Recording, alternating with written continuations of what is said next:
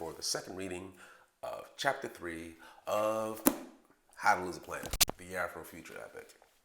While nightmares about the drug haunted him, dreams about Lacey sullied him, sometimes literally, his shorts occasionally sticking to him as he woke in the middle of the night.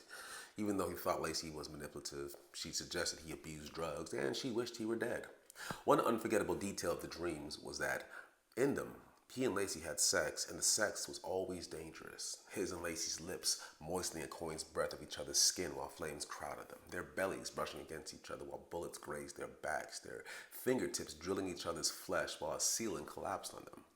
He lay in his cot, moaned over his upset stomach, and wondered if the dreams about Lacey would be considered nightmares. The dreams weren't pleasant, at least not pleasant in the way a sex dream could leave him wanting to go back to sleep. But they didn't haunt him either, unlike the dreams about the mysterious drug. They only sat in some corner of his thoughts, huddled with other secrets he'd never share. "Washington," a guard said, banging on the door of the cell. "Mail call." He slid his feet off his mattress, letting them dangle from the side of his bed while keeping his face in his pillow. He positioned his hands by his sides and pushed, propelling his stiff body upright and his feet onto the floor. "That where you were when I was looking for you, Vector?" he said, walking to the door and peeking through its tiny window. "What if I was bleeding out?" "I drink beer while filling out the paperwork." "Mail?" "Depends. Who sent it?" "Fan mail," Vector said. "Because you're a hero. Because you refuse to act. That's the standard for heroism nowadays." He huffed. "You know, I was reading this comic book about this new hero who can transform into a bullet, and here we go." Cotto turned his back to the door, leaned against it, and folded his arms. "And he reminded me of real heroes who fly starfighters all over space, protecting us from moonwall hostiles, and drive armored vehicles through a desert littered with moot IEDs, Vector said. "We attacked them." "What?" Cotto heard Brian's "there's a we" echo in his mind. "We attacked them. We wanted their land and resources, so what's your point?" Generations ago, humans lost Earth. The planet's survivors traveled the stars, with most of humanity dying or being knocked off course and sent meandering into unknown corners of the universe. Because of mechanical failures during the journey, there was no accurate record of how long it took, and humanity's calendar had to be reset. But a plurality of American spacecraft, along with those of other nations, found 7 inhabitable moons orbiting an uninhabitable planet and settled them as the NAAT, New America and Allied Territories.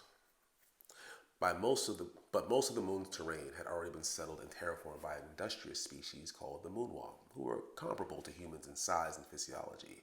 But the moonwall all had black hair and snow-white skin, tinged by their silver blood, which would gather near the surface during a blush or a bruise. Their eye pigments were as varied as colors of a rainbow, and healthy moonwall teeth were gray and sharp. Shortly after settling available territories on the moons, humanity fell into a civil war over disputed borders. After Moonwall intervention helped broker a peace, humanity declared war against the Moonwall, initially over disputed borders and eventually over all of the moon's territories. Among the many atrocities the war had brought, the least of them was the Moonwall slur, moot. "That's how we lost the whole planet," Cotto said, changing the story and losing the thread of what's what and who we are in the middle of it. They're in the protective posture. We're the hostiles. He eyed the concrete floor and tapped his foot. "I'm not judging it. Chances are the moonwall was someone's hostile once, to get 7 moons all to themselves." He turned to face the window. "We want land. Their land.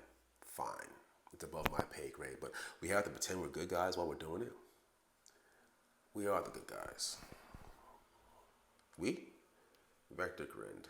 "You're right about that. Some of us are the good guys. And they're not starfighters." "What?" Carter rolled his eyes.